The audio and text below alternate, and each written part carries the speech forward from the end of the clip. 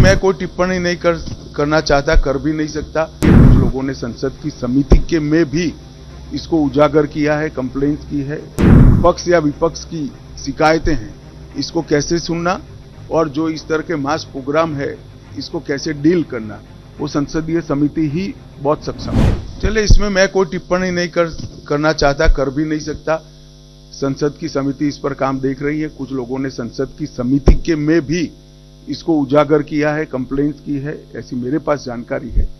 परंतु ये तो संसदीय समिति को देखना है कि एक सिर नीर कैसे करना, जेन्युइन पक्ष या विपक्ष की शिकायतें हैं इसको कैसे सुनना और जो इस तरह के मास प्रोग्राम है इसको कैसे डील करना, वो संसदीय समिति ही बहुत सक्षम है। भारत के विकास को समर्पित, भारत की सुरक्षा को समर्पित और भारत के गरीबों के कल्याण को समर्पित सरकार चलाने के बाद इस आम चुनाव में तीसरी बार भारतीय जनता पार्टी को और हमारे साथी दलों को सरकार बनाने का एक जनादेश जनता ने दिया।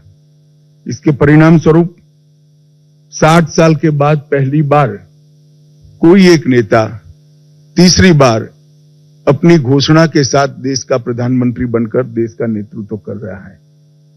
60 साल के बाद पहली बार देश में राजनीतिक स्थिरता का माहौल आया है और नीतियों के सातत्य को भी हमने अनुभव किया है और नीतियों की दिशा, नीतियों की गति और नीतियों को क्रियान्वयन करने की सटीकता, ये तीनों 10 साल तक बरकरार रखकर 11वें साल में प्रवेश करना मैं मानता हूं बहुत कठिन है।